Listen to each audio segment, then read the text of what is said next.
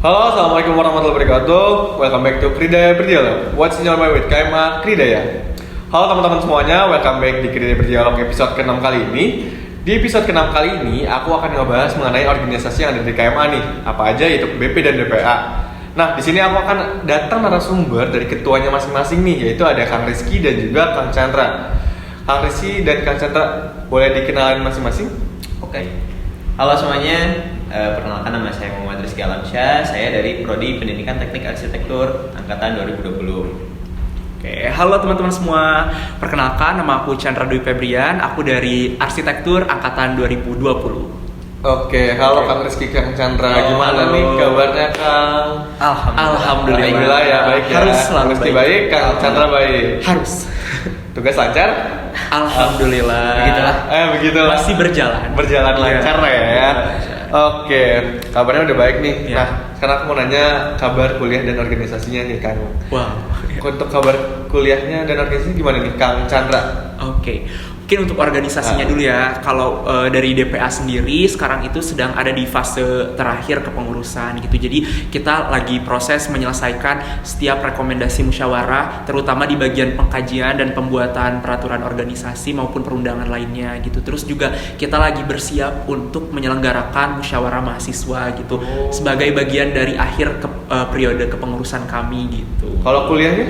Kalau kuliah sendiri alhamdulillah sekarang lagi ada di fase UAS ya, tapi udah mau akhir. Jadi nanti di hari Selasa nanti itu udah mau fase pengumpulan terakhir. Oh, jadi udah selesai ya di situ ya? Insya Allah. Semoga ya. Berarti hari ini belum tenang? Hari ini masih mengejar nih. Udah ini. Masih mengejar. Oke. Kalau dari Kang Rizky gimana nih kuliah sama organisasinya?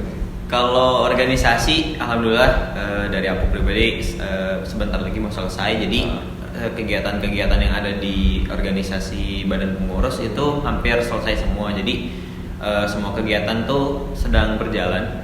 Jadi tinggal 3 kegiatan lagi yang sedang berjalan. Dan apa tuh? Itu tuh ada olahraganya. Jadi ada kompetisi olahraga dan seni. Itu lagi persiapan. Terus ada inaugurasi dari teman-teman 2022. Dan yang terakhir itu nanti kita bakalan berkunjung ke Biro Arsitektur. Oh iya. Dan juga kayaknya podcast ini juga masih berjalan kan? Nah, ke sini juga salah satunya. Ini masih berjalan. Kalau kuliah tadi lagi ngejar ya tugasnya ya? Kalau kuliah ya sama kurang lebih dengan Chandra karena masih UAS juga dan ada salah satu tugas besar yang belum terselesaikan. Jadi dari aku sedang mengejar itu. Oke, kita udah nanya nih kabar-kabar dari masing-masing kuliah. Nah, kita mau nanya tentang organisasi secara detail nih. Kan di KMA tuh ada 2 organisasi ya. Ada BP dan DPA. Kalau boleh tahu bedanya BP DPA itu apa sih? Dari Kang Rizky gimana? Kalau BP itu apa? Kalau BP itu singkatannya tuh badan pengurus, yang mana kalau dari dari fungsinya tuh menjadi eksekutifnya, lembaga eksekutif. Jadi menjadi eksekutornya lah istilahnya. Eksekutor di mana kita tuh di dalamnya merancang, menyusun sebuah kegiatan-kegiatan yang bermanfaat dan juga punya benefit lebih untuk teman-teman mahasiswa di Departemen Pendidikan Teknik Arsitektur. Oke, BP itu ya teman-teman. Nah, kalau dari DPA itu apa sih, Kang? Dari DPA sendiri ya, dari arti namanya DPA itu Dewan Perwakilan Anggota. Nah, kalau tadi teman-teman badan pengurus itu sebagai eksekutor, sebagai lembaga eksekutif, kalau DPA itu adalah bagian dari lembaga legislatifnya gitu yang ada di KMA Kridaya kayak gitu. Jadi ada eksekutif legislatifnya ya? Betul. Ada yang bikin perundangan, ada yang ngejalanin perundangan, contohnya seperti itu nggak sih? Betul. Oke, nah kita udah tahu nih BP DPA bedanya apa terkait dari namanya. Nah kalau boleh tahu tugas nih, tugas dari BP DPA tuh bedanya apa? Dari DPA tuh apa sih tugasnya? Kalau dari DPA tugasnya sendiri itu mengacu pada 3 fungsi utama DPA ya. Ada sebagai lembaga aspirasi, sebagai lembaga legislasi, dan sebagai pengawas. Nah jadi tugasnya itu mengacu pada 3 itu. Kita aspirasinya menampung dan menghimpun semua aspirasi dari warga di KMA. Nah kalau untuk legislasinya kita itu mengkaji dan membuat peraturan organisasi, perundang-undangan, pokoknya semua kegiatan undang-undang yang melandasi KMA itu sendiri. Terus sebagai fungsi pengawasannya kita mengawasi dan menilai kinerja dari badan pengurus mulai dari proses persiapan sampai ke evaluasi kayak gitu. Itu udah 3 tugas itu ya? Iya, betul. 3 pokok tugasnya. Kalau dari BP tuh apa Kang Rizky?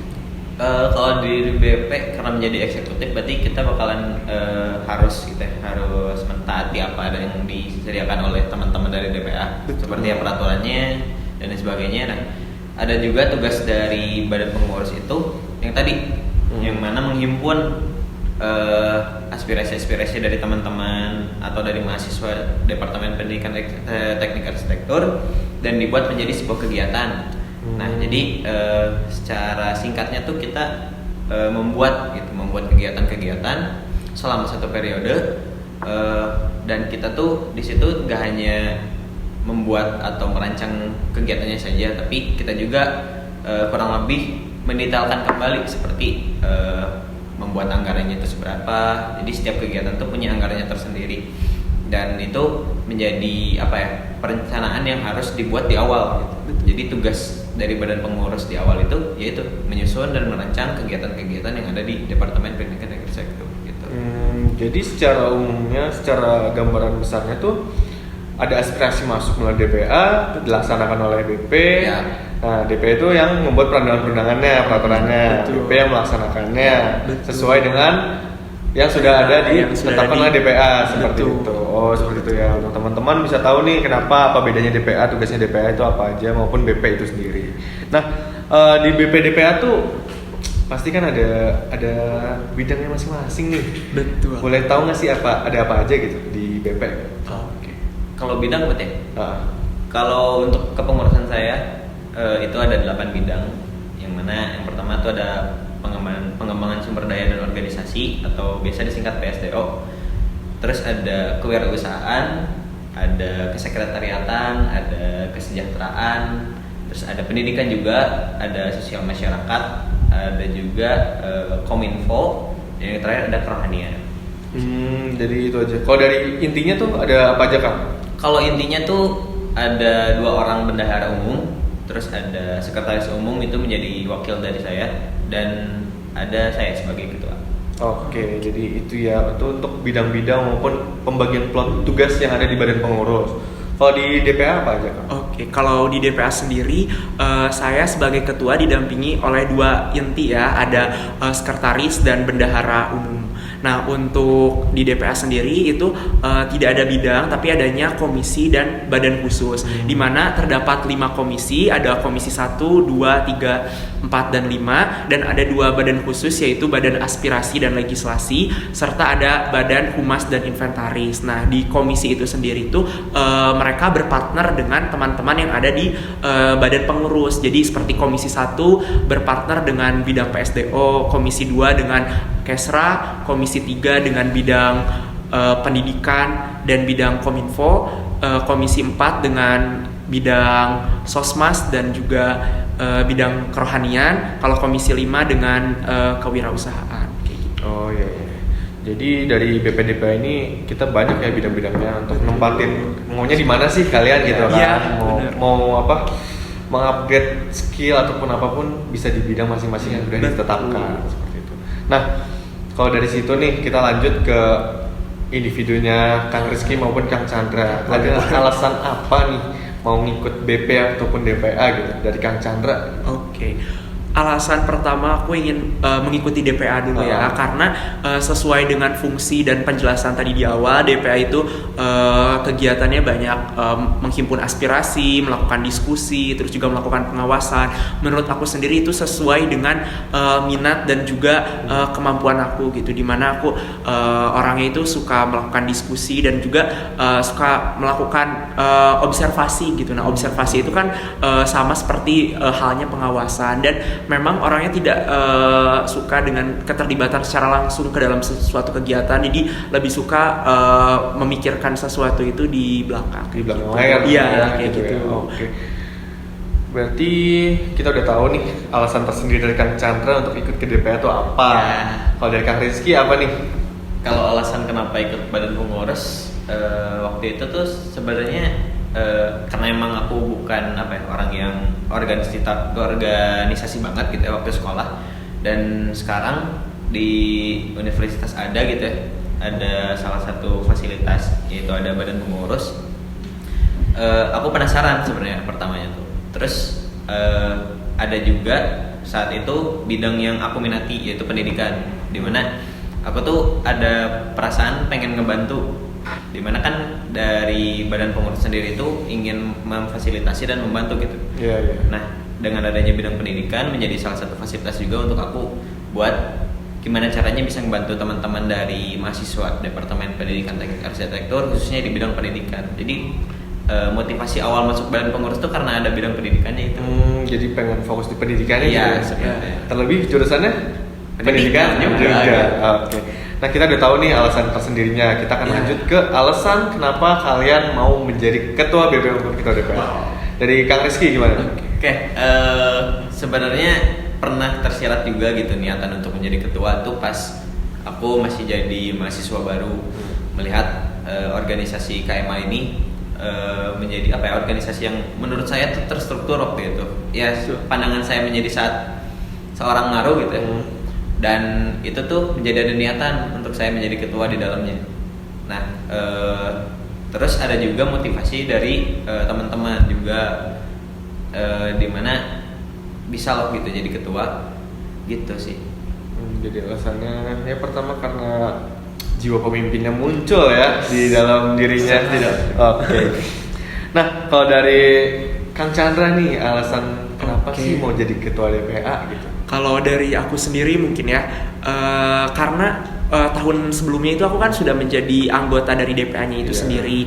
Nah, di tahun berikutnya karena memang sudah waktunya gitu, jadi aku tuh di sini ingin men-challenge diri aku dan emang ingin istilahnya memperbaiki diri gitu. Nah, salah satunya adalah dengan cara menjadi ketua. Kenapa menjadi ketua? Karena di dalam seorang diri ketua itu kan kita belajar untuk bisa memanage waktu, untuk mengkoordinir orang-orang, dan di situ tuh aku pengen mencoba diri aku untuk memperbaiki diri dengan hal menjadi ketua gitu. Dan di situ karena memang di periode sebelumnya aku sudah nyaman dengan kegiatan yang ada di DPA, aku ingin coba mempertahankan hal-hal baik yang sudah dilaksanakan oleh ketua DPA sebelumnya dan ingin memperbaiki apa yang memang dirasa masih kurang di periode sebelumnya menurut versi aku gitu. Menurut versi kamu ya. Oke.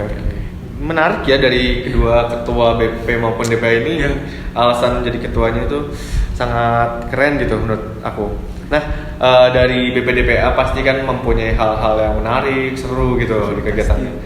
Apa sih dari DPA sendiri dulu deh? Itu hal menariknya itu apa sih, Kang? Kalau dari DPA sendiri ya, nah karena kita itu sering melakukan pengkajian dan pembuatan undang-undang, di sini tuh kita bakal belajar untuk menjadi seseorang yang lebih kritis gitu, dan belajar untuk menjadi orang yang mau menerima masukan dan saran dari orang lain. Kenapa? Karena kan kita sendiri itu menghimpun aspirasi gitu, menerima aspirasi dari berbagai orang yang ada di KMA. Nah, gimana caranya kita bisa memberikan semua yang mereka butuhkan itu dengan cara menampung aspirasinya, dan itu menurut aku adalah hal yang paling menarik dilakukan ketika kita ikut di DPA gitu. Itu juga kalau di DPA bisa kita kenal lebih banyak nggak sih orang-orang tuh? Kita bisa kemana-mana gitu. Ya, dengan teman-teman badan pengurus juga kan jadi kenal juga karena kita mengawasi juga. Oke, itu hal menarik salah satunya ya, contohnya ya. Untuk selanjutnya mau bisa dicek sendiri aja nanti pas masuk ke DPA. DPA itu sendiri. Oke, kalau dari BP nih gimana nih alasan menariknya nih? Menarik dari badan pengurus, kalau menurut aku ada warna tersendiri sih di tiap bidangnya. Jadi bidang PSD ada warnanya sendiri, bidang kesekretariatan punya warnanya sendiri, kesejahteraan punya warnanya sendiri. Nah, itu jadi hal yang menarik karena dari warna-warna itu tuh jadi kita mungkin lagi nih warnanya gitu, jadi warna yang lebih bagus gitu. Dimana kenapa aku gambarkan seperti itu, karena kan di sini kita menjadi salah satu organisasi gitu, satu kesatuan, dimana yang ada seperti kegiatan-kegiatan yang ada di badan pengurus itu seluruhnya dibahas sama teman-teman dari setiap bidang ini. Jadi warna-warna yang berbeda ini harus menjadi satu, menjadi warna yang baik. Nah, itu hal yang menarik bagi saya. Perbedaan-perbedaan warna itu yang membuat itu menjadi menarik ya. Oke. Nah, kita lanjut nih terkait hal menarik. Tadi udah tahu nih teman-teman, maupun dari perbedaan, kita bisa kenal yang lain-lain, kita bisa berpikir critical thinking gitu loh. Nah, lanjut ke akademik. Apakah dari BPDPA ini tuh ada efek akademik ke individu gitu? Dari Kang Rizky gimana? Efek ke akademik pasti ada gitu. Mungkin kalau aku lihat sekarang gitu, dari yang sebelum menjadi ketua dan setelah menjadi ketua itu banyak banget kerasanya gitu. Ya kalau aku gambarkan mungkin dari yang sebelumnya dan sesudah menjadi ketua tuh waktu yang kita harus habiskan gitu ya untuk organisasi itu lebih banyak. Mungkin bisa dibilang 2 atau 3 kalinya gitu dari yang sebelumnya, yang sebelum menjadi ketua ya.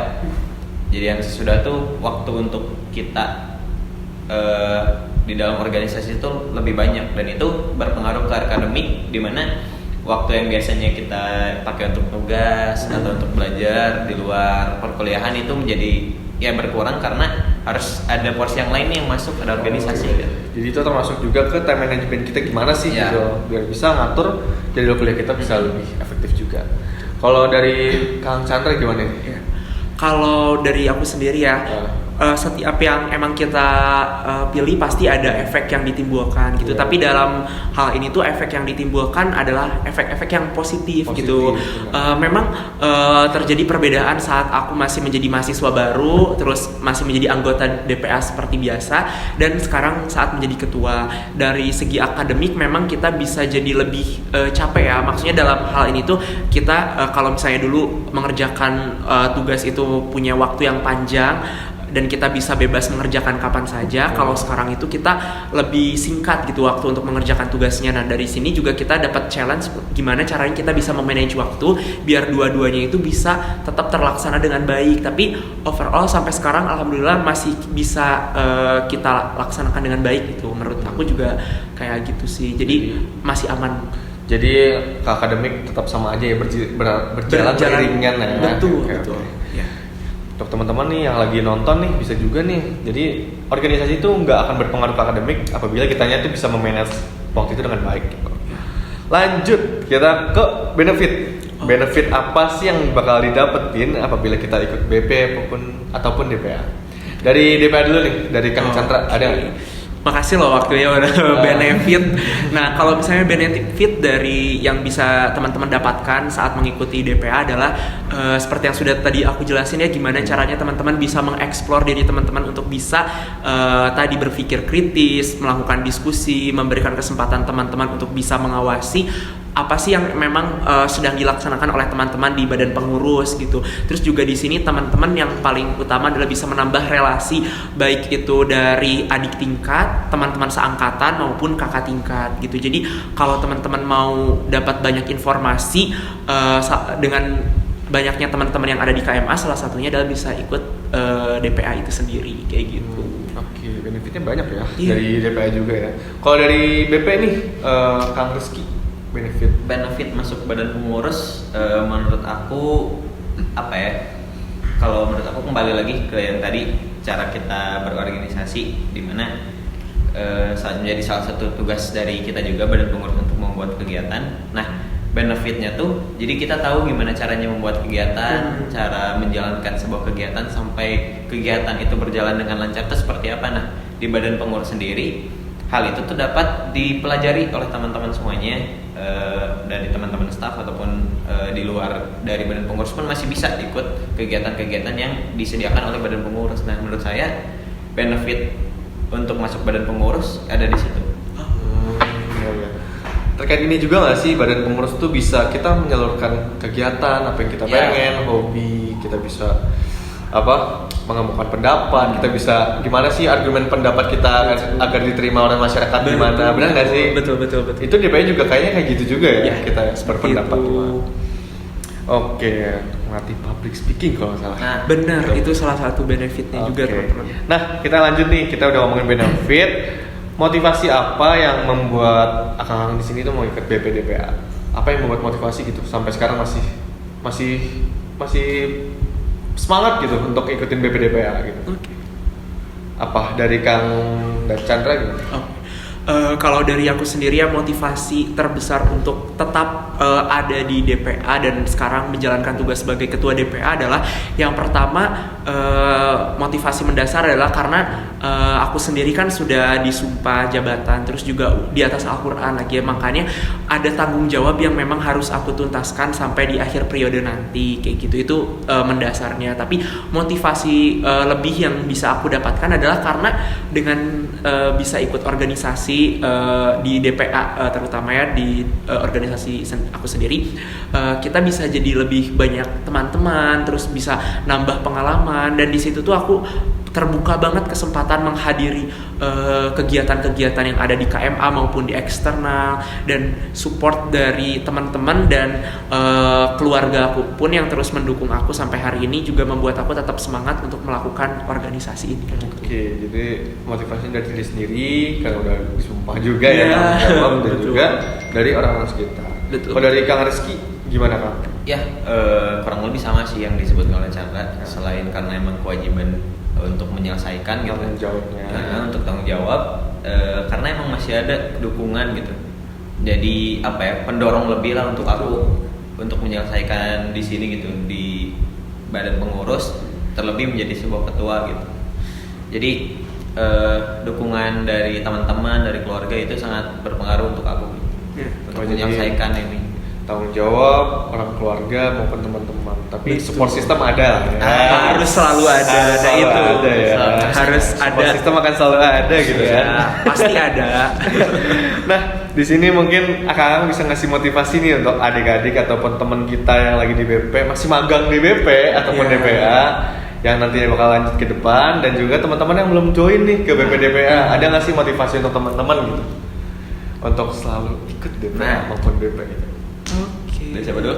Dari siapa nih? Kang Rizky coba. Oke, motivasi gitu. Yang pertama mungkin untuk teman-teman yang masih magang, lanjutkan kembali karena udah nanggung, karena apa, pengalaman teman-teman tuh udah ada waktu magang. Pengalaman waktu magang tuh teman-teman ambil, teman-teman pelajari, dan dilanjutkan ke periode berikutnya menjadi kepala. Betul. Nah, kenapa aku nyaranin kayak gitu? Karena nanti ada yang mau masuk nih, angkatan 2022 khususnya. Jadi teman-teman yang udah magang periode sekarang dan menjadi kepala nanti bisa menjadi mentor, menjadi pembimbing dari teman-teman angkatan 2022 yang ingin masuk gitu. Jadi pekerjaan teman-teman tuh sedikit lagi gitu, menjadi mentor gitu. Jadi akan bermanfaat juga untuk teman-teman semuanya untuk kedepannya di badan pengurus khususnya. Nah, terus untuk teman-teman yang mau join ke badan pengurus, mungkin banyak kita berseliweran bahwa organisasi mahasiswa itu udah kurang baik, udah nggak relevan gitu ya.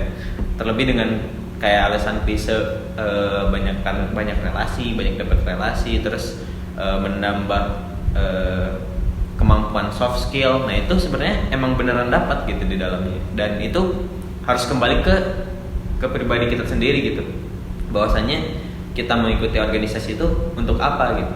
Karena dari aku pribadi, aku pun mendapatkan hal itu, aku mendapatkan relasi, aku pun mendapat kemampuan soft skill yang bertambah. Nah, itu dengan join badan pengurus itu bisa didapatkan gitu. Jadi kembali lagi ke niat teman-teman. Kalau misalkan teman-teman ingin belajar lebih di organisasi, menambah relasi, menambah soft skill teman-teman, untuk join badan pengurus menjadi salah satu fasilitas untuk itu.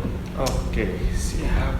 Motivasinya udah diberikan nih teman-teman, adik-adik gitu kan. Nah, kalau dari DPA nih, Oke. selaku ketua DPA, dia ngasih motivasinya gitu. Oke, siap. Untuk teman-teman sendiri ya di sini, apalagi teman-teman dari angkatan 2021 dan 2022 yang akan melanjutkan roda kepengurusan di KMA Kridaya ini, teman-teman ayo join BP maupun DPA sesuai minat teman-teman gitu. Karena saat teman-teman ikut di antara keduanya itu banyak banget manfaat yang bisa teman-teman dapatkan, yang udah dari tadi diobrolin ya, seperti dari relasi, dari kesempatan teman-teman untuk bisa mengeksplor lebih apa yang memang tidak teman-teman dapatkan di bangku perkuliahan. Karena kan kalau secara akademik kita semua baik PTA maupun TA itu semuanya sama, mendapatkan fasilitas yang sama. Tapi gimana caranya teman-teman untuk bisa mengeksplor diri teman-teman lebih gitu, dan semua itu bisa bermanfaat baik secara formal maupun informalnya gitu. Teman-teman juga bisa nambah CV dan teman-teman juga bisa nambah pengalaman teman-teman untuk persiapan teman-teman di kehidupan nyata saat bekerja nanti. Jadi untuk teman-teman, ayo setelah kepengurusan ini selesai, coba lanjutkan roda kepengurusan di KMA Kridaya ini dengan mengikuti badan pengurus maupun DPA kayak gitu. Oke, terima kasih nih akang-akang udah ngasih motivasi ke teman-teman biar lebih semangat di BP maupun join ke BP gitu kan. Ya, untuk lebih lanjutnya kalian bisa lihat aja nih untuk benefit-benefit yang itu bisa kalian lihat aja di kepengurusannya langsung gitu loh. Betul. Nah, Kang, kita mungkin pertanyaan-pertanyaan udah selesai nih, udah habis nih pertanyaannya. Kita akan lanjut ke sesi games. Nah, sesi games ini nanti aku akan memberikan pertanyaan ke kalian dan kalian bisa menjawab secara cepat. Jadi jawaban cepat aja gitu. Langsung. Siapa yang cepat dia menang. Oke. Udah siap belum nih? Bismillah ya. Oke. Pertanyaan pertama akan aku bacakan nih. Tahun berapa KMA lahir? 2007. Oke. Berarti yang bisa jawab cepat aja. Jawab cepat ya. 1-0 ya. Siap. Berarti 1-0 nih. Oke, jawaban kedua. Siapa mandataris ke-10? Ya. Terus semangat. Harus semangat. Ada Kang Adam. Kang Adam Sapta. Iya, Kang Adam Sapta. Tetap. Udah semangat lagi. Kang Irmus. Betul. Oke. 2-0. Oke. Gak apa-apa, masih ada poin. Oke. Masih ada. Oke. Nah, pertanyaan ketiga. Apa arti dari nama KMA Kridaya?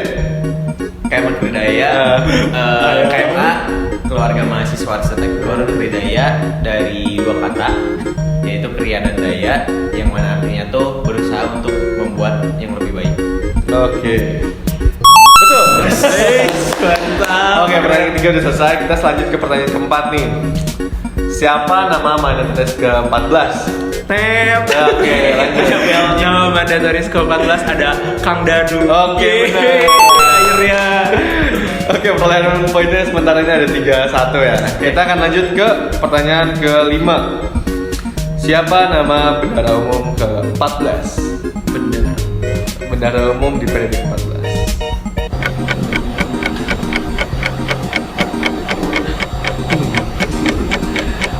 1, 2, 3. Kita akan lanjut ke pertanyaan selanjutnya ya. Mungkin udah nggak tahu ya.